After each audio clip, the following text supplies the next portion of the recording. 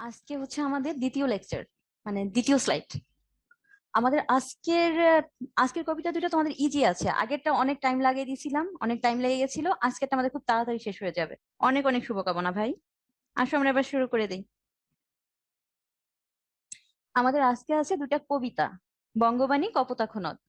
আর second পেপারে কি আছে, বাকযন্ত্র আর ধ্বনি ও বর্ণ। দেখো আমাদের ফার্স্ট কবিতা যে বঙ্গবাণী। দেখো বঙ্গ মানে অনেকে বলছো বাংলা, আমরা জানি, কিন্তু এখানে দেখো লেখা হয়েছে বঙ্গ। এই কবিতার নাম থেকে আমরা বুঝতে পারি এটা হলো বাংলার প্রাচীন রূপ। এই বাংলার প্রাচীন রূপ হচ্ছে বঙ্গ। আর বাণী মানে হচ্ছে কথা বলতে পারো, বা চরণ বলতে পারো, বা উক্তি বলতে পারো, বা উক্তি যে কোনো কিছু বলতে পারো। কবিতার নাম থেকে আমরা অনুমান করতেছি যে কবিতায় একটা কিছু আছে, প্রাচীন প্রাচীন একটা ভাব আছে। প্রাচীন বঙ্গ থেকে বাংলা আসছে। সো এই বঙ্গটা হচ্ছে আমাদের প্রাচীন একটা ওয়ার্ড, প্রাচীন একটা শব্দ। এটা লিখেছেন আমাদের বিখ্যাত কবি আব্দুল হাকিম। আব্দুল হাকিম তোমার জন্মগ্রহণ করেন 1690 সালে। ওনার জন্ম সালটা দেখো 1690 সাল। আমরা এর আগে একটা ব্যাপার আমরা একটু দেখি। আমরা ওনার জন্ম সালে যাওয়ার আগে একটা ব্যাপার আমরা একটু দেখি। সবাই একটু মনোযোগ দাও। আমাদের যে বাংলা সাহিত্যের তিনটা যুগ। বাংলা সাহিত্যের তিনটা যুগ। এটা কিন্তু হিস্ট্রি না, নর্মাল ইতিহাস না, এটা হলো বাংলা সাহিত্যের যুগ। তার ভেতরে ফার্স্ট হচ্ছে তোমার প্রাচীন। প্রাচীন যুগটা হচ্ছে তোমার 650 থেকে 1200 সাল। 1200 সাল, ঠিক আছে। তারপরে হলো তোমার, এটা কিন্তু খুব গুরুত্বপূর্ণ কবিতাটা বোঝার জন্য, মধ্যযুগটা হচ্ছে তোমার 1201 থেকে 1800 সাল। মধ্যযুগটা তোমার 1201 থেকে 1800 সাল। আর তোমার আধুনিক যুগ হচ্ছে 1801 থেকে বর্তমান সাল, ঠিক আছে। তার মানে এখন আমরা বর্তমান সালে আছি। প্রাচীন 650 থেকে 1200, মধ্য 1201 থেকে 1800, আর তোমার 1801 থেকে বর্তমান হচ্ছে তোমার 1801 থেকে বর্তমানে যেটা চলছে এটা হলো গিয়ে তোমার আধুনিক। এখন আমাদের যে কবি আব্দুল হাকিম, ওনার জন্মসাল আনুমানিক 1620, মানে শিওর করে জানা যায় না, এটা আনুমানিক 1620। তার মানে কি, উনি কিন্তু বর্তমান যুগের কবি না, উনি মধ্যযুগের কবি। উনি মৃত্যুবরণ করেন 1690 সালে। দেখছো, উনি মারাও যান মধ্যযুগে। ওনার জন্ম মধ্যযুগে, মারাও যান মধ্যযুগে। তাই উনি সারা জীবন যা লিখছেন তা অবশ্যই কোন যুগের হবে, তা অবশ্যই মধ্যযুগের হবে। বুঝতে পারছো?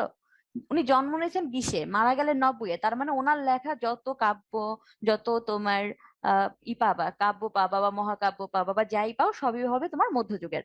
ওনার জন্মস্থান ছিল চট্টগ্রামের সন্দ্বীপের সুধারামপুর। বিখ্যাত কাব্যগ্রন্থ, ওনার সবচেয়ে বিখ্যাত কাব্যগ্রন্থ হচ্ছে তোমার নূরনামা। অন্যান্য কাব্যগ্রন্থের ভেতরে আমরা পাচ্ছি তোমার ইউসুফ জলেখা, লালমতি, ছয়ফুলমূলক, শিয়াবুদ্দিন নামা, নসিহতনামা, কারবালা ও শহরনামা। আর উনি যে মধ্যযুগের অন্যতম প্রধান কবি, এটার বলার অপেক্ষা রাখে না, কারণ ওনার জন্ম মৃত্যু সবই হয়ে গেছে 1201 থেকে 1800-র মাঝখানে। তাই উনি মধ্যযুগের অন্যতম প্রধান কবি। তারপরে এখন আমরা তাই বুঝতে পারলাম ওনার এই কবিতাটা অবশ্যই কোন যুগের হবে বলো? প্রাচীন, আধুনিক, নাকি কোন যুগের? অবশ্যই মধ্যযুগের। এখন আমরা কবিতাটা ওয়ার্ড বাই ওয়ার্ড দেখি। হ্যাঁ, মধ্যযুগের। ইচ্ছা মাহাদি দিয়া বলেছে মধ্যযুগের সিন। সিন, আচ্ছা। দেখো এইখানে আমরা কিছু ওয়ার্ড পাবো, যে ওয়ার্ড গুলো আমাদের খুবই অপরিচিত মনে হবে। ওয়ার্ড গুলো কিন্তু ইজি, তাও আমাদের আননোন লাগবে। কারণ হলো ওয়ার্ড গুলো মধ্যযুগের। মধ্যযুগের সব শব্দ যুগের পরিবর্তনের সঙ্গে সঙ্গে পরিবর্তিত হয়ে গেছে, যে কারণে আমাদের সাথে একটু একটু মিল আছে, কিন্তু পুরোপুরি মিল নাই। তোমাদের মনে হবে কি হাবিজাবি ওয়ার্ড লিখছে, রাইটার বোধহয় বানান পারতো না, তোমাদের এরকম ফিল হবে। আসলে কিন্তু ব্যাপারটা তা না, মধ্যযুগে বানানগুলো ওরকম ছিল। রাইটার কিন্তু ঠিকই লিখছে, কিন্তু মধ্যযুগে বানানের ভিন্নতার কারণে আমাদের কাছে ভুল মনে হয়। এখন আমরা ওয়ার্ড বাই ওয়ার্ড মিনিং গুলো একটু জানি। কিতাব, কিতাব মানে হচ্ছে তোমার বই। রাইটার কি বলেছেন, যে কিতাব পড়িতে যান নাহিকো অভ্যাস, সেসবে কহিল মতে মনে হাবিলাস। কিতাব মানে হচ্ছে তাইলে বই। বই পড়তে যার অভ্যাস নাই, সেসবে কহিল মতে। মতে মানে হচ্ছে আমাকে। মানে আমাদের কবি বলতেছে যে যাদের বই পড়া অভ্যাস নাই, সে কবিকে বলল যে আমাদের খুব বই পড়তে, মানে বই পড়ার ইচ্ছা হয়। হাবিলাস মানে কি? হাবিলাস মানে হচ্ছে ইচ্ছে, ইচ্ছে বা অভিলাষ, ঠিক আছে। ইচ্ছে বা অভিলাষটাকে বলতেছে হাবিলাস। প্রাচীনকালে এটাকে হাবিলাস বলা হতো, বর্তমানে বলা হয় ইচ্ছে বা অভিলাষ। মানে যাদের বই পড়ার অভ্যাস নাই তারা তোমার বই পড়ার ইচ্ছে করছে। তারপর উনি বলতেছে যে তে কাজে নিবেদি বাংলা করিয়া রচন নিজ পরিশ্রম তোষী আমি সর্বজন। তে কাজে মানে হচ্ছে সেই কাজে, এই তে মানে হচ্ছে সেই কাজে নিবেদন করলাম বাংলা রচনা করে। আমি নিজে পরিশ্রম করে সেই কাজের জন্য আমি বাংলা রচনা করলাম সবাইকে খুশি করার জন্য। তোষী মানে হচ্ছে সন্তুষ্ট করা বা খুশি করা, তোষী মানে হচ্ছে খুশি করা। সেই কাজের জন্য আমি পরিশ্রম করে সবাইকে খুশি করার জন্য বাংলা রচনা করলাম। আরবি ফার্সি শাস্ত্র নাই কোনো রাগ, দেশি ভাষা বুঝিতে ললাটে পুড়ে ভাগ। কি বলছে? আরবি, তখন তোমার রাজভাষা ছিল ফার্সি। মানে তখন তো তোমার মধ্যযুগে আরবি ফার্সির খুব কদর ছিল, বাংলার তেমন দাম ছিল না। উনি বলছে যে আরবি ফার্সি ফার্সি যে বই আছে সেসব বইয়ে তার কোনো রাগ নাই, মানে সেসব বইয়ের পর তার কোনো ক্ষোভ নাই। সে সেই সে কিন্তু তারপরেও সে আরবি ফার্সিতে লিখতেছে না, সে লিখতেছে কিসে? বাংলাতে। মানে দেশি ভাষায় লিখতেছে। দেশি ভাষা বলতে কোন ভাষা? দেশি ভাষা বলতে আমাদের বাংলা ভাষা। যদিও তার কোনো রাগ নাই, আরবি ফার্সিতে উনি চাইলেই লিখতে পারতো, কিন্তু উনি লেখেন নাই। কেন লেখেন নাই? কারণ আরবি ফার্সি ভাষা সাধারণ লোকজন বোঝে না। সাধারণ লোকজনের বোঝানোর জন্য উনি বাংলাতে লিখলো। ললাটে পুড়ে ভাগ, ললাট মানে হচ্ছে কপাল। কপালে এই যে দেশি ভাষা, কপালে যেন, মানে ওনাদের কপালে যেন এই ভাষাটা বোঝা থাকে, এটা উনি এইভাবে আর কি বলছে। তারপরে বলছে দেখো, আরবি ফার্সি হিন্দে নাই দুই মত, যদি বা লিখিয়ে আল্লাহ নবীর সিফত। মানে বলছেন যে আরবি হোক, ফার্সি হোক বা হিন্দি হোক, কোনোটাই দুই মত নাই। মানে সবকিছুতেই কবি দুই মত নাই। মানে কি, আমরা বলি না যে তোমার সাথে আমি একমত। ধরো তুমি একটা কথা বললা যে আমি আজকে বইমেলায় যেতে চাই, আমি বললাম ঠিক আছে, তোমার সাথে আমার কোনো দুই মত নাই। মানে কি, তোমার মতই আমার মত। তো আমাদের রাইটার বলতেছে যে তার আরবি ফার্সি হিন্দিতে সবই তার কাছে এক, যদি বা লিখিয়ে আল্লাহ নবীর সিফত। সিফত মানে হচ্ছে তোমার গুণগান বা গুণ, যাই বলো। মানে তোমার যদি আল্লাহর গুণগান বা নবীর গুণগান লেখা হয় আরবি ফার্সি বা হিন্দি, যে ভাষায় লেখা হোক না কেন, তাতে কবির কোনো রাগ নাই। তারপরে বলতেছে তোমার যেই দেশে যেই বাক্য কহে নরগণ। নর মানে কি? নর মানে হচ্ছে তোমার মানুষ। নর মানে কিন্তু শুধু ছেলে মানুষ না, নর বলতে সমগ্র মানব জাতিকে বোঝায়। জেনারেলি নরের তোমার জেন্ডারটা, তোমার বিপরীত জেন্ডার তোমার নারী বলা হয়, কিন্তু এখানে তোমার নরনারী বলতে ছেলে মেয়ে, নারী পুরুষ দুজনকেই বোঝাচ্ছে। যেই দেশে যেই বাক্য কহে নরগণ, সেই বাক্য বুঝে প্রভু আপে নিরঞ্জন।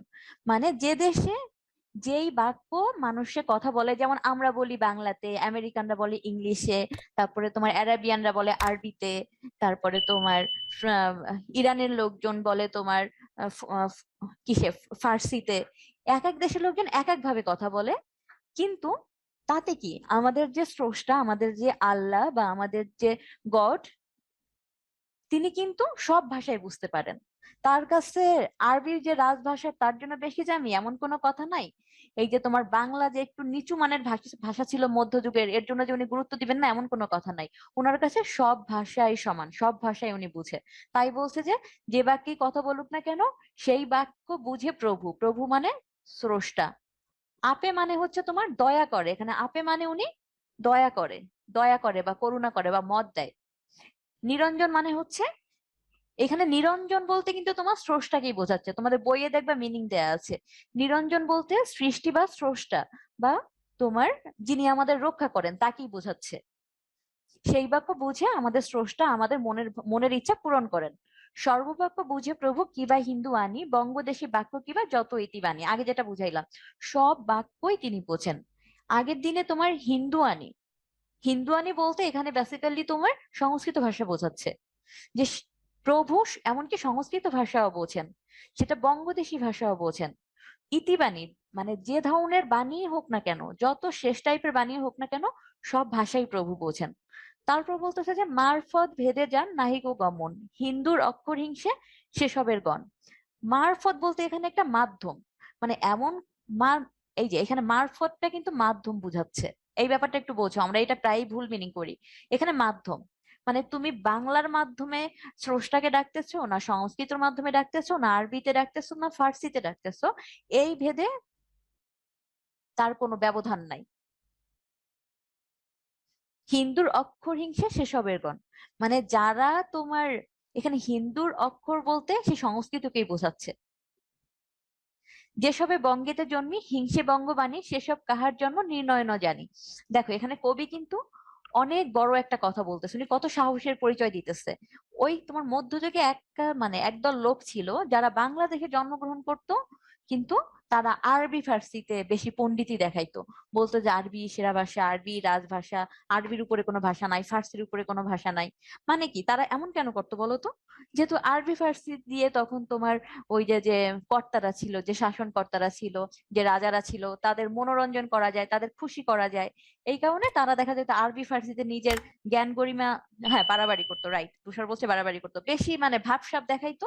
তারা বলতো ধুর কি বাংলা কোনো ভাষা, বাংলা কোনো ভাষাই না, ওটা হলো নিচু জাতের ভাষা, এরকম অবজ্ঞা করতো, অবহেলা করতো। তো রাইটার তখন সেই কর্তা বা সেই স্থানীয় লোকদের বিরুদ্ধে বললো যে যেসব যে যারা বাংলায় জন্মগ্রহণ করে বাংলা ভাষাকে হিংসা করে, বাংলা ভাষাকে নিন্দা করে, তারা আসলে তাদের আসলে জন্মেরই ঠিক নাই। আমরা ওই যে গালি দেই না উল্টাপাল্টা বলে যখন খুব মেজাজ খারাপ হয়, যে সেসব কাহার জন্ম নির্ণয় না জানি, মানে ওর জাতেরই ঠিক নাই, তার জন্মেরই কোনো ঠিক নাই, এত বড় কিন্তু গালি দিচ্ছে। তারপরে দেখো কি বলতেছে, দেশি দেশি ভাষা বিদ্যা যার মনে ন জুয়ায়, নিজ দেশ ত্যাগী কেন বিদেশ ন যায়। মানে বলতেছে এই যে যে আমার নিজের ভাষা, নিজের দেশি ভাষা বাংলা, এতে যার মন না ভরে, আমি বলি না যে এই তোমারে মারা বলে না, এত করি তোর জন্য, এত করি তবু তোর মন জোগাইতে পারি না, মায়েরা কিন্তু রাগ হইলে এরকম বলে, দেখবা রাগ হইলে এরকম বলে। এই জুয়াই মানে মন জোগানো, মন ভরাতে পারি না, মানে যাদের দেশি ভাষায় মন ভরে না তাদের বলতেছে যে নিজ দেশ ত্যাগী কেন বিদেশ না যায়। তারা কেন নিজ দেশ ত্যাগ করে বিদেশ যায় না, মানে যাদের দেশি ভাষায় মন ভরে না তাদের বলতেছে যে তারা নিজ দেশ ত্যাগ করে যেন বিদেশ চলে যায়, তাদের এই দেশে থাকার কোনো রাইট নাই। তারপর বলতেছে মাতা পিতা মহক্রমে বঙ্গে তো বসতি, দেশি ভাষা উপদেশ মনে হিত অতি।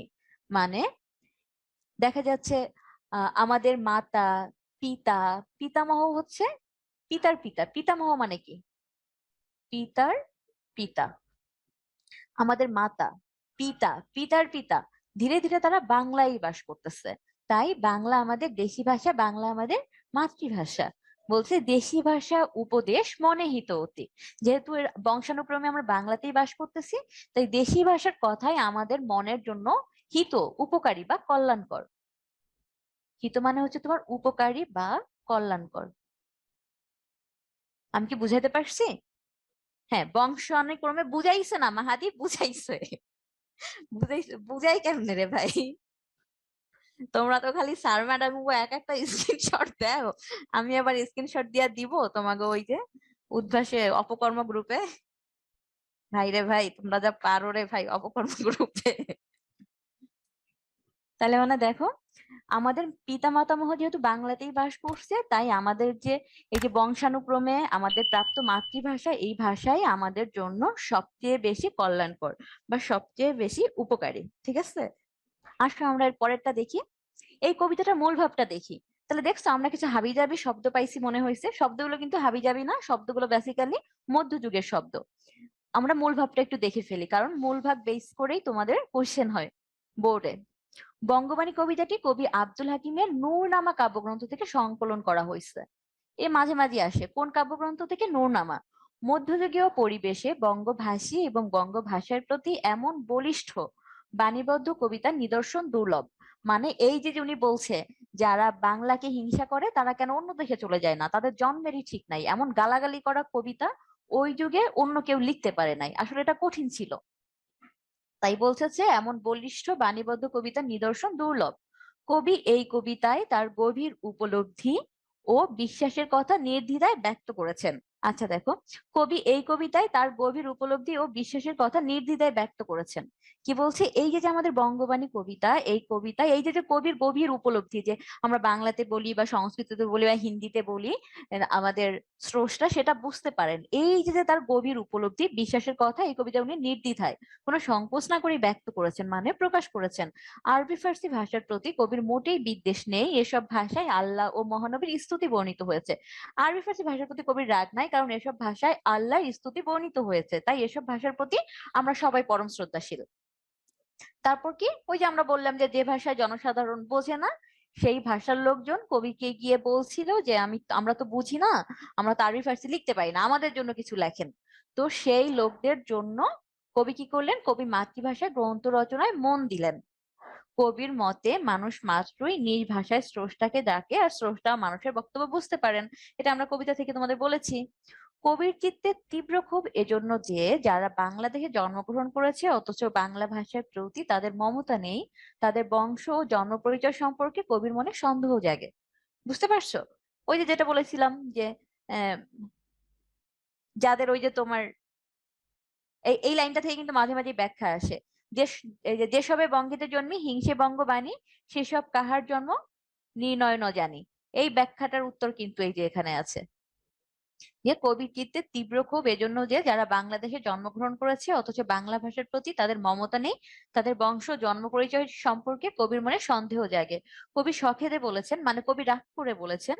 সখেদে মানে কি? সখেদে মানে হচ্ছে খেদ সহকারে, রাগ করে, রাগের সাথে রাগ করে বলেছেন যে এসব লোক কেন এদেশ পরিত্যাগ করে অন্য দেশে চলে যায় না। বংশানুক্রমে আমাদের মাতৃভূমি বাংলাতেই জন্ম, বাংলা ভাষাতেই আমরা কথা বলি। এই ভাষা আমাদের মর্ম স্পর্শ করে, মানে আমাদের মন স্পর্শ করে। এই ভাষার চেয়ে হিতকর, মানে এই ভাষার চেয়ে মঙ্গলজনক আমাদের জন্য, কল্যাণকর আমাদের জন্য আর কিছুই হতে পারে না। তাই আমরা বলতে পারি যে এই কবিতায় মাতৃভাষার প্রতি প্রেম ও অসাম্প্রদায়িক মনোভাবের পরিচয় ফুটে উঠেছে। দেখছো? মানে হিন্দি ভাষা হোক, তোমার হিন্দুদের ভাষা হোক, বা আরবি হোক, বা ফার্সি ভাষা হোক, যে ভাষাই হোক না কেন, কবি সব ভাষার উপর কিন্তু সমান প্রেম এখানে দেখাইছেন। তাই আমরা বলতে পারি এ কবিতায় মাতৃভাষার প্রতি প্রেম এবং অসাম্প্রদায়িক মনোভাবের পরিচয় ফুটে উঠেছে। নূর আহাদ জিজ্ঞেস করেছে, আচ্ছা এখানে বঙ্গ বলতে বাংলাদেশ বুঝাইছে? হ্যাঁ, এখানে বঙ্গ বলতে বাংলাদেশ বুঝাইছে। বঙ্গবাণী, বঙ্গ বলতে বাংলাদেশ বইলো না, এখানে বলতো বঙ্গ বলতে মূলত তোমার বাংলা বোঝাচ্ছে। তাহলে বঙ্গবাণী হচ্ছে তোমার বাংলা ভাষার বাণী, বা বাংলা ভাষার বাণী, বা যা বলতে পারো।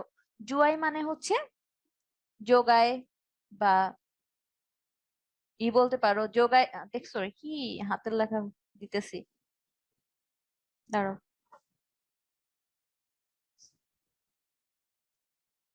জুয়াই মনে হচ্ছে মনকে পূর্ণ করে। তোমাদের বইয়ে যেটা দেয়া আছে সেটা তো আছেই, আমরা এখন বইয়েরটা বাদ দিয়ে লিখি যাতে তোমরা বুঝতে পারো। মনকে পূর্ণ করে, বইয়ে দেয়া আছে যোগায়, মনকে পূর্ণ করে। তারপর আছে তোমার ভাগ। এই ভাগ মানে কিন্তু অংশ না, এখানে ভাগ বলতে তোমার কপাল বা ভাগ্যকে বুঝাচ্ছে। আমরা ভাগ বলতে জেনারেলি পোর্শন বা অংশকে বুঝি, এখানে বোঝাচ্ছে তোমার কপাল বা ভাগ্য। মারফত মানে হচ্ছে মাধ্যম, ভিতরেই লিখে দিয়েছিলাম মাধ্যম। আপে মানে পূর্ণ করে। কি বলিস্টিক মানে কি আপু? এই বলিস্টিক আবার কি? এই বলিস্টিক একজন কে লিখেছে? ললাট না রে, ললাট। এই মাহাদি কি অবস্থা? ললাট মানে হচ্ছে তোমার কপাল, ভাল মানেও কপাল, ললাট মানেও কপাল, আর হলো তোমার ইমানেও কপাল। কি বলে তোমার ভাগ মানেও এখানে তোমার কপাল অর্থে বুঝাচ্ছে, যদিও ভাগ মানে কিন্তু কপাল না, কিন্তু এখানে তোমার ভাগ বলতে কপাল বুঝাচ্ছে। তারপর একজন বলছে আপে মানে কি? এখানে আপে বলতে আমরা বলি না যে আপে আমি এটা করছি, মানে নিজেই আমি করেছি। স্বয়ং বলি না, নিজে নিজে, স্বয়ং, বা তোমার আপনি, মানে নিজে নিজেই বলা যায়, বা নিজে নিজে। এটা হলো আপে অর্থে ব্যবহৃত হয়েছে। বুঝছো? কে যেন আপে জিজ্ঞেস করেছো, সিফাত। নিজে নিজে, এটা হলো আপে বুঝাচ্ছে।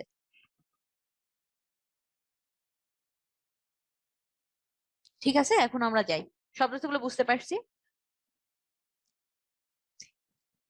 মরমী সাধনা বলতে তোমার আধ্যাত্মিক সাধনা বোঝায়। মরমী বলতে তোমার এক ধরনের আধ্যাত্মিক সাধনাকে বোঝাচ্ছে। আচ্ছা, তুমি একটা জিনিস দেখো, এটা মারফত মানে কিন্তু মাধ্যম, মারফত ভেদে মাধ্যম বা কোনো কিছুতে পৌঁছানোর উপায়। এখানে তোমার একজন বলেছো, এটা ঠিক আছে, বুঝে নাও তাইলে। এই কেউ বিরক্ত হইও না, একটা জিনিস দেখবা, তোমার একটা কোশ্চেন থাকতে পারে, মানে ধরো একজনের একটা কোশ্চেন আছে, তোমার হয়তো ওই কোশ্চেনটায় প্রবলেম নাই। ক্লাসে দেখবে এমন হয় যে অনেকে কোশ্চেন করে না, বোঝে না তারপরেও কোশ্চেন করে না। অনেকে আছে যতটুকু না বুঝুক ততটুকু নিয়েই কোশ্চেন করে। কিন্তু কারো সমস্যায় আমাদের আসলে বিরক্ত হওয়া উচিত না। কারণ কি? কবে কোন সমস্যা থেকে আমরা কোন উত্তরটা বের হয়ে আসবে, কোনটা আমাদের পরীক্ষাতে আসবে, কোনটা আমাদের ভার্সিটি পরীক্ষাতে হুট করে কাজে লেগে যাবে, আমরা কিন্তু জানি না। এ কারণে আমাদের কিন্তু কারো কোশ্চেনে আসলে বিরক্ত হওয়া উচিত না, বুঝছো? আপে নিরঞ্জন মানে কি? মানে নিরঞ্জন মানে কি বলেছিলাম? স্রষ্টা। স্রষ্টা নিজে নিজে সেটা বুঝতে পারে, স্রষ্টা নিজেই সেটা অনুভব করতে পারে, নিজেই সেটা বুঝতে পারে। কবিতা মুখস্থ করা লাগবে না, সত্যি কথা বলতে কবিতা মুখস্থ করা লাগবে না, কিন্তু কবিতার লাইন দেখলে যেন তোমরা বলতে পারো যে কোন লাইনের পর কোন লাইন, মানে কোন অংশের, ধরো একটা শূন্যস্থান দিল, সেই শূন্যস্থান যেন পূরণ করতে পারো, কবিতা মুখস্থ না হোক, একটু একটু বললে যেন পরেরটুকু তুমি বলতে পারো, অ্যাটলিস্ট এভাবে পড়া উচিত। আর মারফত মানে হচ্ছে তোমাদের বইয়ে দেওয়া আছে একজন বলা মরমী সাধনা। হ্যাঁ, এখানে তুমি মরমী সাধনা বা ঈশ্বরকে জানার জন্য সাধনা বা ঈশ্বরকে পাওয়ার যে মাধ্যম সেটাও তুমি বলতে পারো। এখন মধ্যযুগের অর্থে এটা আসলে মরমী সাধনার্থে ব্যবহার করতো, কিন্তু এমনি মারফত শব্দের অর্থ মাধ্যম, বুঝছো? কিন্তু এইখানে ব্যবহৃত হয়েছে মরমী সাধনা অর্থে। নিবেদি মানে হচ্ছে নিবেদন করি। অনেক কিছু পড়েই আমাদের লাভ নাই, তবু আমাদের পড়তে হয়। এই ইমরান আচ্ছা, আমরা এখন সংকীর্ণ চেতা মানে কি? ইমরান একবার বলে দেখতে পারবো আপু, ভাইয়া? সংকীর্ণ চেতা মানে হচ্ছে ধরো যার কুসংস্কারচ্ছন্ন, যে এই সন্ধ্যাবেলায় চুল ছাইড়া তাল গাছ তলায় যাইস না, অথবা আহ, এই আমরা যে আমাদের বাড়ির সামনে দিয়া একটা ছোট জাতের লোক মেথর চলে গেছে, এম, তো এইখানে পানি ছিটাইতে হবে, কিছু একটা করতে হবে। যারা কুসংস্কারচ্ছন্ন বা যাদের মন তোমার মানে মন বড় না, মন উদার না, তাদের আমরা সংকীর্ণ চেতা বলতে পারি। আচ্ছা, পোল আছে, পোলটা একটু আনসার করে দাও। আমি তোমাদের কতবার বললাম না, দেখো এখানে কি লিখছে লাইনটা, দেশি ভাষে বুঝিতে ললাটে পুরে ভাগ। এখানে পুরো লাইনটা কেন দিচ্ছে বলো তো? এখানে ভাগ অর্থ কি? এমনি ভাগ মানে অংশ আমরা জানি, এমনি ভাগ মানে তোমার পাওনা দ্বারা বলা যায়, সেটা আমরা বুঝলাম, কিন্তু এই যে যে লাইনটা দিয়ে দিছে দেশি ভাষে বুঝিতে ললাটে পুরে ভাগ, এখানে ভাগ মানে কি? এখানে ভাগ মানে কিন্তু তোমার কপাল বা ভাগ্য। এখানে ভাগ মানে কিন্তু কপাল বা ভাগ্য, বুঝতে পারছো? এমনি ভাগ মানে যাই হোক, এখানে চাওয়া হয়েছে এখানে ভাগ অর্থ কি, প্রশ্ন কিন্তু বুঝতে হবে। প্রশ্ন না বুঝে কিন্তু জ্ঞান প্রকাশ করা যাবে না। এই লাইনটার প্রেক্ষিতে তোমাকে উত্তর করতে হবে। তারপর আছে আমাদের কপোতাক্ষ নদ কবিতা। এই দেখো কপোতাক্ষ নদ, কপোতাক্ষ নদ একটা নদের নাম, যেটা যশোরে অবস্থিত। যশোরের সাগরদাড়ি গ্রামে এই নদটা আছে। যদিও এখন এটা আমি দেখতে গেছিলাম আরো কত, আমি যখন স্কুলে পড়ি, টেনে পড়ি, ওই তো 6 7, ওরে বাবা অনেক অনেক দিন আগে, কিন্তু বুড়ি হয়ে গেছি, আরো 8 9 বছর আগে। হ্যাঁ, না 6 7 বছর আগে আমাদের স্কুল থেকে আমরা দেখতে গেছিলাম, বুঝছো? আমি তো মাদারীপুরের, সেই যশোর গেছিলাম দেখতে, তখন ওইটা খালের মতো হয়ে গেছিল, এখন আর নদীর মতো নাই। তো আমাদের এইটার নামকরণ করা হয়েছে একটা নদীর নামে, লিখেছেন মাইকেল মধুসূদন দত্ত। নদ ও নদীর মধ্যে মধ্যে পার্থক্য কি? জানতাম কোন একটা পণ্ডিত এই কোশ্চেনটা অবশ্যই করবে, বর্ণিল করছে। শোনো, আমি যতটুকু জানি, নদের নাকি শাখা, প্রত্যেকটা নদের থেকে মানে প্রত্যেকটা নদী থেকে জেনারেলি শাখা প্রশাখা সৃষ্টি হয়। কিন্তু এইখানে যে তোমার যেগুলো নদ আছে, ব্রহ্মপুত্র নদ বা কপোতাক্ষ নদ, এদের বাঁক পরিবর্তন হয়, কিন্তু এদের থেকে কোনো বড় ধরনের শাখা নদীর সৃষ্টি হয় না। এই কারণে যাদের থেকে শাখা নদীর জন্ম হয় না তাদের বলা হয় নদ, আর যাদের থেকে শাখা নদীর জন্ম হয় তাদের বলা হয় নদী। বাক পরিবর্তন হওয়া শাখা নদীর সৃষ্টি হওয়া কিন্তু এক না, বুঝছো? এটা হলো আমি যতটুকু জানি, তবে এর আরো অনেক ধরনের ব্যাখ্যাও অনেকে দেন। হ্যাঁ, পুরুষ নদ আর স্ত্রী নদী, সেটা তো অবশ্যই। তো সেই সেন্সে আমরা বলতে পারি যাদের শাখা নদী হয় তারা নদী, আর যাদের শাখা নদী সৃষ্টি হয় না তারা নদ। কপোতাক্ষ নদ লিখছেন আমাদের পরিচিত কবি, অনেক দিনের পরিচিত কবি মাইকেল মধুসূদন দত্ত। উনি জন্মগ্রহণ করছেন 1824 সালে, মারা গেছেন 1873 সালে। উনি কি হয়, উনি যখন ছোট ছিলেন তখন ওনার মনে হইলো যে, ছোট মানে ধরো কিশোর বয়স, তখন ওনার মনে হইলো যে উনি তো অনেক দক্ষ, উনি তো অনেক ট্যালেন্ট, কিন্তু উনি বাংলাতে যদি কাব্য রচনা করেন তাইলে উনি জীবনে বিখ্যাত হইতে পারবেন না। ওনার এটা মনে হয়েছিল, তারপর উনি কি করলেন, উনি খ্রিস্টান ধর্ম গ্রহণ করলেন। খ্রিস্টান ধর্ম যখন গ্রহণ করলেন তখন ওনার নামের আগে মাইকেল শব্দটা যুক্ত করা হইলো, বুঝছো? মাইকেল নাম নিয়ে খ্রিস্টান হয়ে উনি বিদেশে গেলেন। বিদেশে গিয়ে উনি ইংরেজিতে কাব্য রচনা করলেন। এখন উনি যেহেতু বিদেশে ছিলেন সেই সাথে ওনাকে ফ্রান্সে থাকতে হয়েছে, ইংল্যান্ডে থাকতে হয়েছে, উনি নানা দেশে ঘুরছেন, নানা দেশে বেড়াইছেন। একটা সময় উনি যখন বুঝতে পারেন যে ইংরেজরা আসলে ওনাকে দাম দিচ্ছে না, তখন ওনার ভুল ভাঙে, উনি আবার দেশের প্রতি ভালোবাসা অনুভব করেন, আবার দেশের প্রতি প্রেম অনুভব করেন। কিন্তু ততদিনে আসলে বেশ খানিকটা দেরি হয়ে যায়। এই যে দেশের প্রতি ভালোবাসা, দেশের প্রতি প্রেম দেখাইয়া উনি ফ্রান্সে বসে, ইংল্যান্ডে বসে নানা রকম কবিতা রচনা করেন। তো আমাদের যে কপোতাক্ষ নদ, এই কবিতাটা উনি লেখেন ফ্রান্সে বসে। এই কবিতাটা উনি ফ্রান্সে বসে লেখেন, বুঝছো? তখন ফ্রান্সে বসে ওনার মনে পড়ে যে উনি ছোটবেলায় যশোরে বড় হয়েছিলেন। সেই যশোরে ওনার বাড়ি ছিল সাগরদাড়ি গ্রামে। সাগরদাড়ি গ্রামের পাশ দিয়ে তোমার গেছে হলো গিয়ে আহ তোমার কপোতাক্ষ নদ, ওই নদীর তীরে উনি কত হাঁটাহাঁটি করছেন, ঘুরছেন, তারপরে কি নদীতে গোসল করছেন, এইসব মনে করে উনি দেশের সেই মানে নদীর জন্য স্মৃতিকাতর হয়ে পড়েন। সেই স্মৃতিকাতরতার প্রমাণ আমরা এই কবিতায় দেখতে পাবো। তো মাইকেল মধুসূদন দত্ত আমাদের সাহিত্যকে অনেক সমৃদ্ধ করে গেছেন। যেমন উনি আমাদের প্রথম চতুর্দশপদী কবিতা লিখছেন, মানে বাংলা সাহিত্যের একদম প্রথম সনেট বা চতুর্দশপদী কবিতা লেখেন উনি। তারপরে বাংলাদেশের মানে বাংলা ভাষার একদম সার্থক মহাকাব্য লিখছেন উনি। আরো কতজন মহাকাব্য লিখছেন, হেমন্ত, আরো কয়েকজন আছে, কিন্তু তাদের কোনোটাই সার্থক মহাকাব্যের যে গুণ, যে বৈশিষ্ট্যগুলা, সেগুলো ছিল না। একমাত্র ওনার মেঘনাদবধ কাব্যই সকল বৈশিষ্ট্য নিয়ে সফল হয়েছে। তাই এটা ওনার সর্বশ্রেষ্ঠ কৃতিও আমরা বলতে পারি। ওনার অন্যান্য কাব্যগ্রন্থের ভেতরে ছিল তোমার তিলোত্তমা সম্ভব কাব্য। দেখো, অন্যান্য কাব্যগ্রন্থ ওনার বিখ্যাত কৃতি মেঘনাদবধ কাব্য, কিন্তু অন্যগুলো হচ্ছে তিলোত্তমা সম্ভব কাব্য, বীরাঙ্গনা কাব্য, ব্রজাঙ্গনা কাব্য ও চতুর্দশপদী কবিতা বলি। এই চতুর্দশপদী কবিতা বলিকেই আমরা কিন্তু বলি সনেট। তোমাদের কিন্তু কোশ্চেন আসতে পারে, এই যে দেখো, কৃষ্ণকুমারী শর্মিষ্ঠা পদ্মাবতী, যদি কোশ্চেন আসে যে পদ্মাবতী কোন ধরনের রচনা, নাটক না প্রহসন নাকি কাব্যগ্রন্থ, তখন কিন্তু জানতে হবে। মুখস্থ করো আর না করো, লিস্ট জিজ্ঞেস করলে যেন অপশন দেখে যেন উত্তর করতে পারো। তারপর প্রহসন আছে কি, একে কি বলে সভ্যতা ও বুড়ো শালিকের ঘাড়েরও। অনেকে জিজ্ঞেস করলো আপু প্রহসন কি? প্রহসনটা হচ্ছে তোমার এক ধরনের হাস্যরসাত্মক নাটক বলতে পারো, এক ধরনের হাস্যরসাত্মক নাটক, কিন্তু তাতে একটা শিক্ষণীয় ব্যাপার থাকে। ধরো সমাজের কোনো অসঙ্গতি বা সমাজে কিছু লোক থাকে না, যারা অনেক বড় লোক, ছোটদের মানে গরিবদের টাকা মাইরা খায়, দরিদ্রদের অত্যাচার করে টাকা মাইরা খায়। এই যে ধরো তাদের শিক্ষা দেওয়ার জন্য, এই যে সমাজে একটা অসঙ্গতি, এটা দূর করার জন্য কেউ হাস্যরসের মাধ্যমে এই ব্যাপারটাকে প্রেজেন্ট করলো, কিন্তু ডিরেক্টলি তাদের না বুঝাইয়াও ব্যঙ্গ করে ইনডিরেক্টলি তাদেরই বুঝানো হইলো। একে বলা হয় তোমার প্রহসন। আমরা বলতে পারি ব্যঙ্গাত্মক রচনা, হাস্যরসাত্মক রচনা, যার মাধ্যমে সমাজকে শিক্ষা দেয়া হয়। এমনি হাস্যরসাত্মক হলে তাকে আমরা কমেডি বলি, কিন্তু যে হাস্যরসাত্মকের ভেতরে ব্যঙ্গ থাকে এবং সেই ব্যঙ্গ করা হয় সমাজকে শিক্ষা দেওয়ার জন্য, তাকে আমরা বলবো প্রহসন। তারপরে আমরা বলতেছি যে বাংলা সাহিত্যের শ্রেষ্ঠ প্রতিভাধর কবিদের একজন হচ্ছেন। শ্রেষ্ঠ প্রতিভাধর কেন বলে বলতো? ওনার জন্মসালটা দেখো 1824 সালে। আমাদের রবীন্দ্রনাথেরও কিন্তু অনেক সিনিয়র উনি। রবীন্দ্রনাথ তো ভালো কবি অবশ্যই, অনেক বিখ্যাত কবি অবশ্যই, কিন্তু তার থেকেও অনেক পুরনো কবি হচ্ছেন মাইকেল। তো উনি প্রথম মহাকাব্য লেখেন, প্রথম সার্থক তোমার ট্রাজেডি লেখেন, তারপরে তোমার বাংলায় চতুর্দশপদী চালু করেন, তারপরে তোমার প্রহসন লেখেন। এই কারণে ওনাকে বলা হয় শ্রেষ্ঠ প্রতিভাধর। এই কপোতাক্ষ নদে কিছু ব্যাখ্যা আছে। কপোতাক্ষ নদ, এই কবিতাটা হচ্ছে কবিতায় ভার্সাই নগরীতে, ভার্সাই নগরী কোথায়? ফ্রান্সে। ফ্রান্সের ভার্সাই নগরীতে অবস্থানরত কবির শৈশবের নদ কপোতাক্ষের প্রতি গভীর অনুরাগ, অনুরাগ মানে কিন্তু রাগ না, অনুরাগ মানে ভালোবাসা। ভালোবাসাকে অনুরাগ বলা হয়।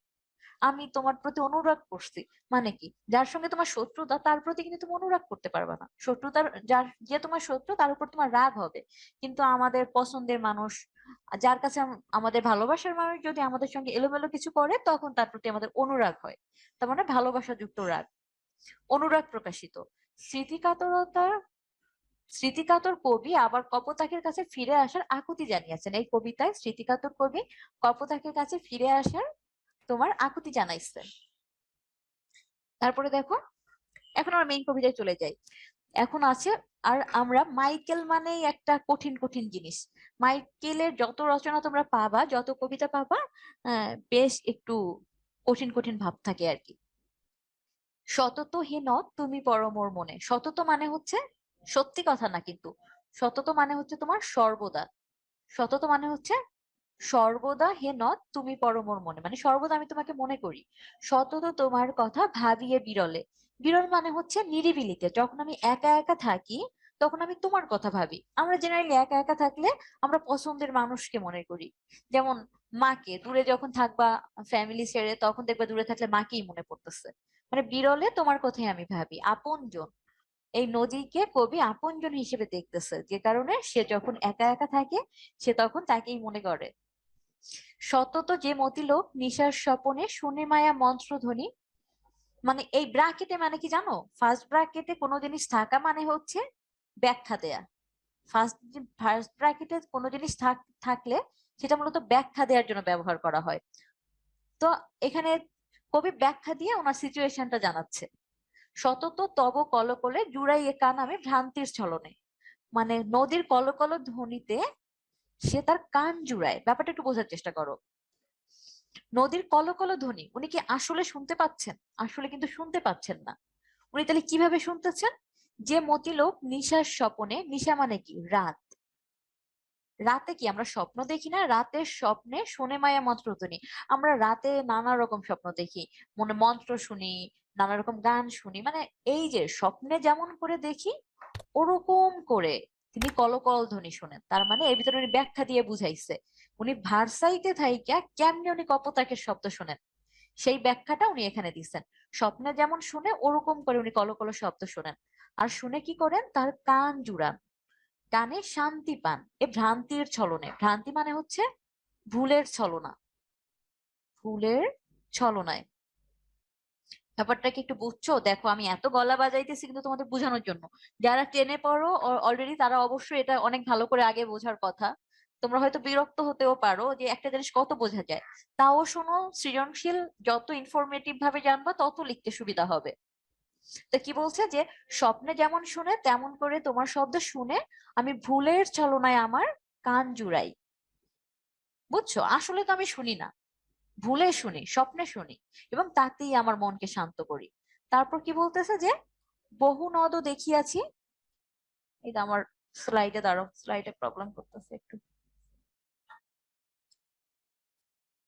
তারপর কি বলছে? বহু দেশে দেখিয়াছি বহু নদদলে। মানে উনি তো বললাম উনি ফ্রান্সে ঘুরছে, ইংল্যান্ডে ঘুরছে, আমেরিকাতে ঘুরছে, উনি নানা দেশে ঘুরছে। অ্যাজ এ রেজাল্ট ফলে কি হয়েছে বলতো? উনি নানা নদী দেখছেন। বহু দেশে দেখিয়াছি বহু নদী দলে, কিন্তু এ স্নেহের তৃষ্ণা মিটে কার চলে। কিন্তু এই যে যে তোমার কপোতাক্ষ নদের প্রতি ওনার স্নেহ, যে মমতা, যে প্রেম, এই তৃষ্ণাটা কোথাও গিয়েই ওনার মেটে নাই। উনি হয়তো তোমার ইংল্যান্ডে গিয়ে তোমার টেমস নদী দেখছে, তারপরে তোমার ফ্লোরিডায় গিয়ে সুন্দর সুন্দর সমুদ্র দেখছে, নানা কিছু দেখছে, কিন্তু ওনার যে মনের তৃষ্ণা সেটা উনার মেটে নাই।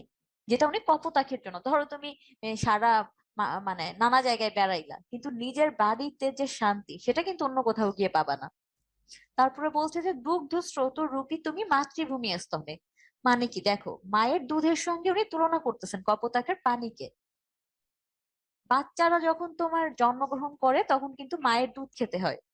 এই যে বলে যে মায়ের দুধের কোনো বিকল্প নাই, এর কোনো মানে এর কোনো অন্য কিছু হইতে পারে না, এর বিকল্প অন্য কিছু হইতে পারে না। মায়ের দুধ যতটা মানে আমাদের তৃষ্ণা মেটায়, আমাদের বড় হওয়ার জন্য যতটা উপকারী, এটা অন্য কিছুতে আসলে মেটে না। উনি সেই মানে অপরিসীম মূল্য সেই মায়ের দুধের সঙ্গে তুলনা করতেছেন কপোতাক্ষ নদের জলকে। যে দুগ্ধ স্রোতরূপী তুমি মাতৃভূমি স্তনে, তার কপোতাক্ষ নদকে, নদের পানিকে উনি আমাদের যে অপরিহার্য নিট মায়ের দুধের সঙ্গে তুলনা করতেছে। তারপরে বলতেছে আর কি হবে দেখা যতদিন যাবে, প্রজারূপের রাজরূপ সাগরের দিতে বাড়ি রূপ কর তুমি। এই পুরোটা নিয়ে কিন্তু একটা মিনিং বোঝাচ্ছে। মানে উনি আসলে হতাশা প্রকাশ করতেছে। কবি মানে কবি তোমার নদের কাছে জানতে চাচ্ছে যে আর কি কোনোদিন তোমার সঙ্গে আমার দেখা হবে। উনি তো ফ্রান্সে বসে লিখতেছেন, আর কি উনি বাংলাদেশে আসতে পারবেন কিনা উনি নিশ্চিত ছিলেন না। যতদিন যাবে প্রজারূপের রাজরূপ সাগরের রীতিতে বাড়ি রূপ কর তুমি। মানে যতদিন যাচ্ছে, প্রজা যেমন, ব্যাপারটা বলছো, প্রজা যেমন রাজাকে কি দেয়? কর দেয়। আমরা জানি না, আমরা যেমন সরকারকে ট্যাক্স দেই, তেমন করে প্রজাও রাজাকে কর দেয়। আর নদী কি করে? নদীর উদ্দেশ্য কি বলতো? নদী চায় সাগরের সঙ্গে মিলতে। নদী চায় সাগরে মিলতে। তার মানে কি? নদীর স্রোত নদী পাহাড়ে উৎপত্তি হয়ে সাগরে চলে যায়। পাহাড়ে জন্ম হয় নদীর, সে যায় সাগরে। তার মানে নদী যেমন সাগরের দিকে যায়, যেমন সাগরকে পানি দেয়, তেমন করে আমাদের কপোতাক্ষ নদ সাগরকে দেয়, পানি দেয়। কর হিসেবে কপোতাক্ষ নদ পানি দেয় সাগরকে। বুঝছো? তাহলে এখানে রাজাকে, রাজা হচ্ছে সাগর, আর প্রজাকে, প্রজা হচ্ছে কপোতাক্ষ নদের পানি। বুঝছো? এই কপোতাক্ষ নদের পানি হচ্ছে প্রজা, সে কর দেয় সাগরকে। কি দেয়? তার পানি দেয়। এই যে বলছে দেখো, বাড়ি রূপ কর তুমি, মানে কি রূপ কর? বাড়ি মানে কি? পানি। এই পানি রূপ কর এ মিনতি গাবে বঙ্গজনের কানে। এই যে যে এ মিনতি, আর কি হবে দেখা, এই যে যে মিনতি, তার সঙ্গে দেখা করার মিনতি, এই মিনতি গাবে মানে শোনাবে, গান করবে। গান, গানকে উনি আঞ্চলিক ভাষায় ব্যবহার করতেছে, গাবে। বঙ্গজনের কাছে মানে বাঙালি মানুষের কাছে, শখে সখারিতে মানে আমি তোমার বন্ধু, এরকম ভাবে। মানে এখন কপোতাক্ষ নদকে বলতেছে আমি তোমার বন্ধু, এই বন্ধুর রীতিতে। যেমন কি হয়, বন্ধু বন্ধুর উপকার করে, বন্ধু বন্ধুর হেল্প করে। আমরা বলি না, অসুস্থ, আমি আজকে অ্যাসাইনমেন্টটা জমা দিতে পারবো না, দোস্ত তুই আমার এটা একটু নিয়ে যা, দোস্ত তুই আমার লেখাটা অ্যাসাইনমেন্টটা একটু জমা দিয়ে দিস। এইরকম এই যে বন্ধুত্বের নিয়ম থাকে, হেল্প করা, বলতেছে যে এই সখার রীতিতে, এই বন্ধুর রীতিতে তুমি কি বঙ্গজনের কাছে যাইয়া মানে এই গান গাইবা। কি গান গাইতে বলতেছে? এ প্রবাসে মজি প্রেম ভাবে লইছি যে নাম তব বঙ্গের সঙ্গীতে। এই যে যে প্রবাসে বসে, এই যে যে দূরে বসে প্রেমের সাথে আমি তোমার নাম নিচ্ছি বঙ্গের সঙ্গীতে, এই কথা উনি কপোতাক্ষ নদকে বন্ধুর মতো করে বাঙালি মানুষের কানে গিয়ে বলতে বলছে। বুঝছো?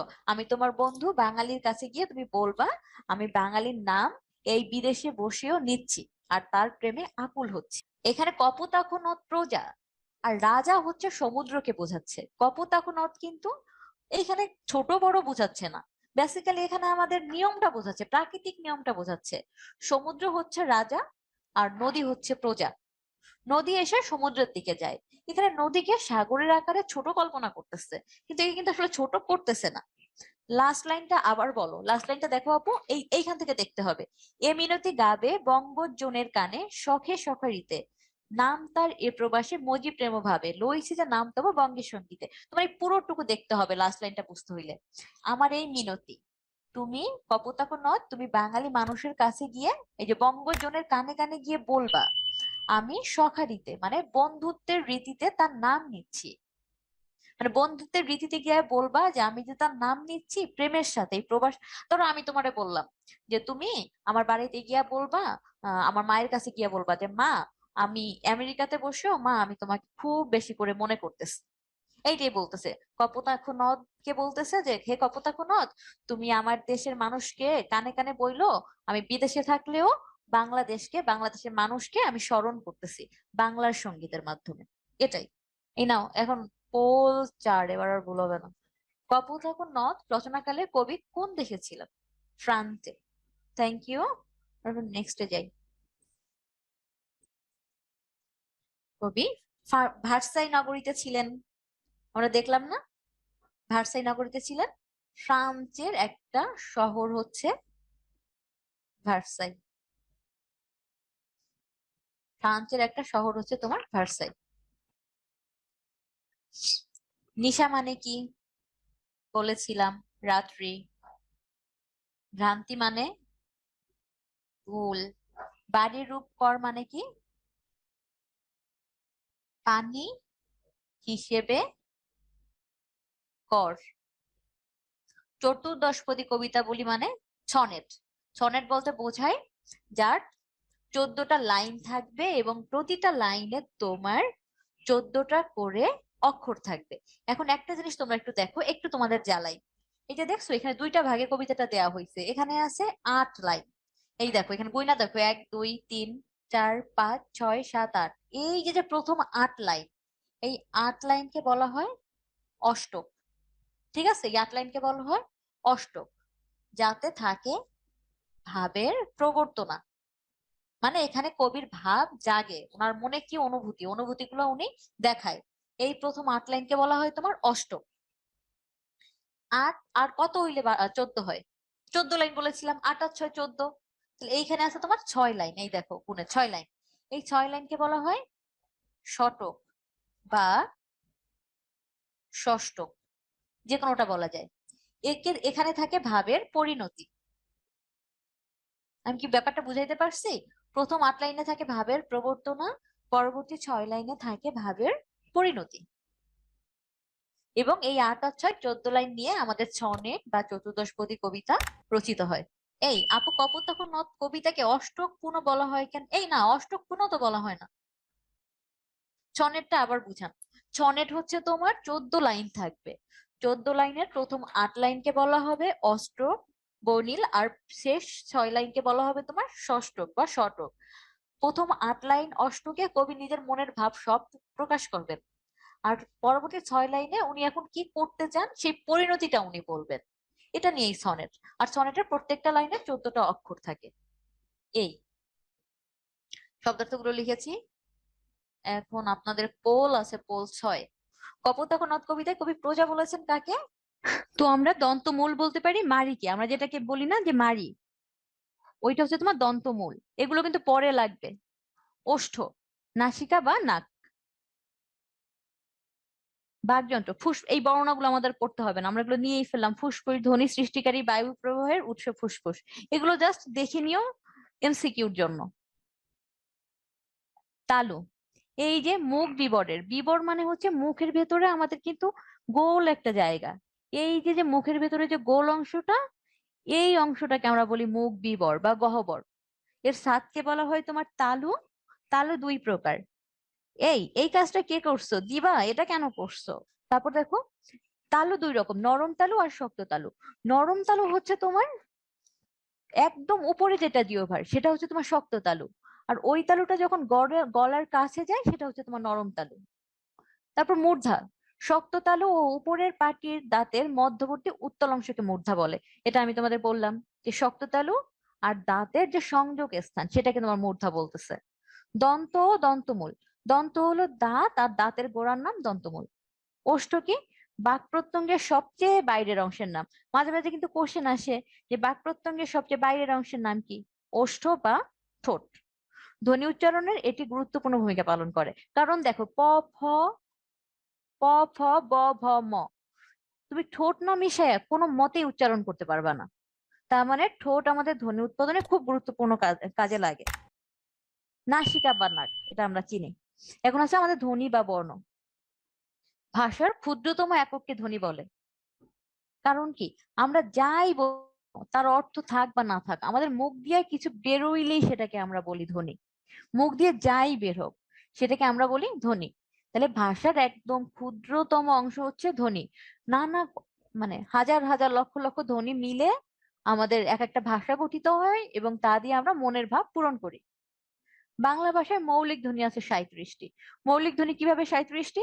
মৌলিক স্বরধ্বনি আছে 7টি, আর মৌলিক ব্যঞ্জন ধ্বনি আছে 30টি। এই 30 আর 7 নিয়ে মোট 37টি। মৌলিক ভাষায় মৌলিক ধ্বনি আছে, বাংলা ভাষায় মৌলিক ধ্বনি আছে 37টি। এই ধ্বনিগুলোকে দুই ভাগে ভাগ করছে, স্বরধ্বনি আর ব্যঞ্জন ধ্বনি। তারপরে ধ্বনির প্রতীক বা চিহ্নকে বর্ণ বলে, মানে ধ্বনি প্রকাশের চিহ্নকে বলা হয় বর্ণ। ধ্বনির বিভাজন অনুযায়ী বর্ণমালাকে দুই ভাগে ভাগ করা যায়। আর কত বলবো, স্বরবর্ণ ব্যঞ্জন বর্ণ। স্বরবর্ণ 11টা, ব্যঞ্জন বর্ণ 39টা। তার মানে মোট বর্ণমালা আছে 50টি। 39 আর 11টা। তারপরে স্বরবর্ণের সংক্ষিপ্ত রূপকে কার বলে? এই ভার্সিটিতেও কোশ্চেন আছে, বুঝছো? স্বরবর্ণের সংক্ষিপ্ত রূপকে কি বলে, ব্যঞ্জন বর্ণের সংক্ষিপ্ত রূপকে কি বলে? স্বরবর্ণের সংক্ষিপ্ত রূপকে বলা হয় কার। এই যে কার গুলো দেয়া আছে, বাংলাতে কার চিহ্ন রয়েছে মোট 10টি। কার চিহ্ন নাই কার বলতো? এই যে আ থেকে শুরু করে ও পর্যন্ত সবারই কার চিহ্ন আছে। কার চিহ্ন নাই হলো অ এর কোনো কার চিহ্ন নাই। এর জন্য অ কে বলা হয় এর জন্য অকে বলা হয় কি যেন একটা না বলে, দাঁড়াও, বাদ দাও, লাগবে না। অ এর কার চিহ্ন নাই, অ এর বাদ দিয়ে আর সবার কার চিহ্ন আছে। কোনো ব্যঞ্জনের সামনে, আমাদের কোনো ব্যঞ্জনের সাথে যদি কার চিহ্ন বা হসন্ত না থাকে, সাথে আমরা মনে করবো কি অ আছে। আমরা যদি বলি ক কি কি নিয়ে গঠিত, কি কি নিয়ে বলতো? কয় হস প্লাস অ। ক কয় হস আর অ মিলে তোমার অ ক গঠিত। এই যে খ কি কি নিয়ে গঠিত? ক্ষয় হস যোগ অ, তার মানে কোনো বর্ণের সাথে কিছু নাই, তার মানে তার সাথে অ আছে। Nobel, thank you. হ্যাঁ হ্যাঁ, অ কে বলা হয় নিকার বর্ণ। ব্যঞ্জন বর্ণের বিকল্প রূপের নাম অনুবর্ণ। অনুবর্ণ বা বিকল্প রূপ বলতে কি বোঝায়? তোমার ব্যঞ্জন বর্ণকে আর কি কি রূপে প্রকাশ করা যায়? তার একটা হচ্ছে ফলা, আরেকটা হচ্ছে রেপ, আরেকটা হচ্ছে যুক্ত বর্ণ। এই তিন ভাবে ব্যঞ্জন বর্ণকে প্রকাশ করা যায়। এর ভিতরে কি কি আছে? ফলা, রেপ, যুক্ত বর্ণ। ফলা তো আমরা চিনি, এই যে জ ফলা, তারপরে তোমার র ফলা, তারপরে তোমার ব ফলা, এরকম কয়েকটা ফলা আছে, রেপ আছে, আর যুক্ত বর্ণ আছে। এগুলোকে আমরা বলতে পারি অনুবর্ণ। ফলা ব্যঞ্জন বর্ণের সংক্ষিপ্ত রূপকে ফলা বলে। বাংলাতে ফলা চিহ্ন রয়েছে তোমার 6টি। সেই 6টি কি কি বলতো? ম ফলা, জ ফলা, র ফলা, ল ফলা। একটা জিনিস দেখো, আমার কোনো মতেই মনে থাকতো না।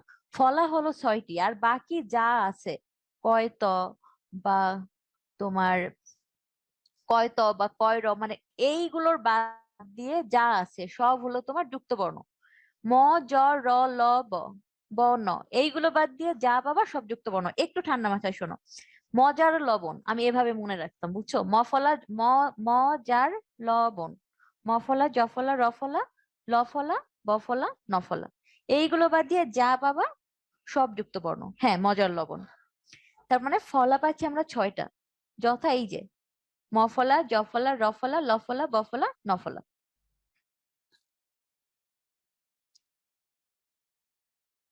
র এর একটি অনুবর্ণ রেফ। আমরা কি এই রেফ মানে হচ্ছে র প্লাস ক। এই এইটা কিন্তু আমরা বলি কি কয় রেপ। কয় রেপ কিন্তু না, আমরা বলি না অর্ক বানান কি। ধরো আমি জিজ্ঞেস করলাম অর্ক বানান কি, তোমরা বলবে কি অ কয় রেপ।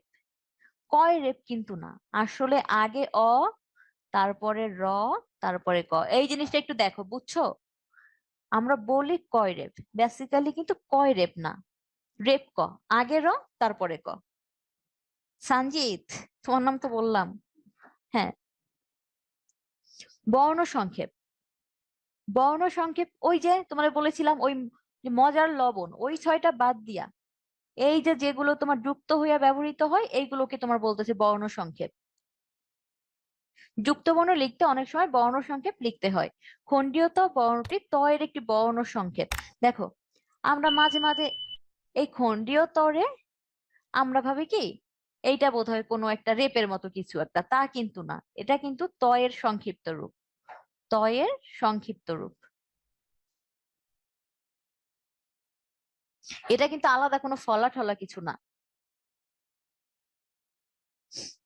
এই যে যুক্ত বর্ণ, যুক্ত বর্ণ হবার একাধিক বর্ণ যুক্ত হয়ে তৈরি হয় যুক্ত বর্ণ। কিছু কিছু যুক্ত বর্ণ আছে যা আমরা দেখলেই বুঝতে পারি, এই যে যেমন দয় দ, আমরা দেখলেই বুঝি এখানে দ প্লাস দ আছে। আবার যেমন দয় ব, দেখলেই বুঝি এখানে দ প্লাস ব আছে। এই যে যেগুলো দেখলেই ক্লিয়ারলি ডিস্টিংক্টলি স্পষ্ট ভাবে বোঝা যায়, দেখলেই স্পষ্ট ভাবে বোঝা যায়, সেগুলো হচ্ছে তোমার স্বচ্ছযুক্ত বর্ণ। আর যেগুলো বুঝছো, আমার দাঁতে অনেকগুলো ফাঁকা আছে, এই স্বচ্ছ অস্বচ্ছ এগুলো উচ্চারণ করতে আমার সেই লেভেলের কষ্ট হয়, বুঝছো? স্বচ্ছ আর অস্বচ্ছ আমি তো বাচ্চাকালে উচ্চারণই করতে পারতাম না, আমি তো বড় হইয়া একটু একটু করে শিখছি। দাঁতে অনেকগুলো ফাঁকা আছে, এই কারণে সমস্যা হয়। ওই যে দাঁতও তো একটা তোমার একটা বাকযন্ত্রের একটা যন্ত্র, যা আমাদের হেল্প করে কোনো বর্ণ উচ্চারণে। অবশ্যই এর ভূমিকা আছে। 3টা স একসাথে উচ্চারণ করতে গেলে তো আমার অবস্থা খারাপ হয়ে যায়। সবগুলো বর্ণেরই ইয়ে আছে, মানে সবগুলো বাকযন্ত্রে প্রত্যেকটা যন্ত্রেরই একটা একটা সেপারেট ভূমিকা আছে, যা আমাদের শব্দ, বর্ণ বা ভাষার ক্ষেত্রে সহায়তা করে। তাহলে স্বচ্ছ যুক্ত বর্ণ হচ্ছে যেগুলো দেখলে আমরা ক্লিয়ারলি বলতে পারি কি যুক্ত আছে। আর অস্বচ্ছ যুক্ত বর্ণ হচ্ছে যেগুলো দেখলে আমরা ক্লিয়ারলি বলতে পারি না। দেখো এই যে ক্ষিয় খ, এটার ভেতরে আছে কি কি বলতো? কয় হস প্লাস স। এটা দেখে কি বোঝার কোনো উপায় আছে এটার ভেতরে কি আছে? মোট যুক্ত বর্ণ কয়টা ইমরান জিজ্ঞেস করেছে। শোনো, মোট যুক্ত বর্ণ কয়টা এটা কিন্তু আসলে বলা যাবে না, এটা অগণিত, ওরকম নির্দিষ্ট করে এখনো বলা হয় নাই, বুঝছো? আচ্ছা দেখো, এইখানে আছে কি জয় ইয়, বিজ্ঞান। জয়, দেখো দেখলে কিন্তু বোঝা যায় না। এইটার ভিতরে আছে তয় র ফলা, ত প্লাস র। এর ভিতরে আছে হ প্লাস ন। বুঝছো? তার মানে যেগুলো দেখলে কি কি বর্ণ আছে এর ভিতরে বোঝা যায় না সেগুলো অস্বচ্ছ, আর যেগুলো দেখলেই সাথে সাথে বোঝা যায় সেগুলো স্বচ্ছ। এই দেখো দয় ড, ময় ফ, উময় গ, দয় ধ, এগুলো কিন্তু ক্লিয়ারলি আসলে বোঝা যাচ্ছে না, আমাদের ভাবতে হচ্ছে। এগুলোকে আমরা বলবো অস্বচ্ছ। দেখছো কয় স, হয় হয় র, মানে হয় র বলি কেন, হয় রি কেমন করে আছে। হৃদয়, অনেকে তো এটা হৃদয় করে উচ্চারণ করে, হৃদয়। এই উময় ক, এগুলো আমরা জাস্ট চিনে নেব। এগুলো চিনলে কি হবে বলো তো, আমাদের অব্রত মেসেজ লিখতেও সুবিধা হবে, আমরা তো অনেক চ্যাটিং করি, অব্রত আমাদের মেসেজ লিখতেও সুবিধা হবে। তাইলে তোমরা এরকম দিলেই কিবোর্ডে দেখবা বা ওই যে তোমাদের মোবাইলে দেখবা যে হয়ে যাবে। এগুলো আমরা একটু চিনে নিব। হ্রদরে হ্রদ বলতাম আগে, হরে ওরমই একটা অবস্থা ছিল, হৃদয় এরকম একটা অবস্থা ছিল। তাইলে আমরা দেখি সংখ্যা নির্দেশের জন্য বাংলা ভাষায় 10টি সংখ্যা বর্ণ রয়েছে। ওই যে যাকে আমরা মৌলিক সংখ্যা বলতাম আর কি, সেটা এখানে সংখ্যা বর্ণ হয়ে গেছে 0 থেকে 9 পর্যন্ত। নাসারন্ধ, মুখ বিবর, এ ও বি উভয়ই আমাদের কিন্তু লাস্ট পর্যন্ত দেখতে হবে। ওই যে উম ইও ন ন ম, এই যে যে 5টা বর্ণ আছে না নাসিক্য ধ্বনি, এই 5টার সময় কিন্তু আমাদের নাক, তুমি নাক বন্ধ করে, নাক বন্ধ কইরা দেখো, নাক বন্ধ করো, বন্ধ করে উম ইও ন ন ম কিন্তু কোনো মতে উচ্চারণ করতে পারবা না। তার মানে নাক প্লাস তোমার মুখ বিবর, এ ও বি উভয়ই আমাদের বাতাস তৈরি করতে সহায়তা করে। বুঝছো? দেখো নাক বন্ধ করে ওই 5টা উময় ও ন ন ম উচ্চারণ করতে পারো পারো কিনা, পারবা না। তাই আমাদের উত্তর হবে কি, এ ও বি উভয়ই। লামিয়া বলে পারে খাইছে রে। লামিয়া শুনবো একদিন কেমনে করো। বাংলা ভাষায় মোট মৌলিক ধ্বনি রয়েছে কয়টি? অনেক কম উত্তর উত্তর দিতে পারছো, পার্সেন্টটা বললাম না। বাংলা ভাষায় মোট ধ্বনি রয়েছে তোমার 50টি, এটা ঠিক আছে, কিন্তু আমরা বলেছিলাম না স্বরধ্বনি মৌলিক আছে কয়টা? মৌলিক স্বরধ্বনি ছিল 7টা, আর মৌলিক ব্যঞ্জন ধ্বনি ছিল তোমার 30টা। মোট মৌলিক ধ্বনি ছিল 37টা। তাহলে উত্তর কি হবে? 37টা। হ্যাঁ, এখন তো সবাই লিখতেছো। উত্তরে কি করছো? নিচের কোনটি স্বচ্ছ যুক্ত বর্ণের উদাহরণ নয়, বলো কোনটা। বলতে হবে না, বলেই বলো।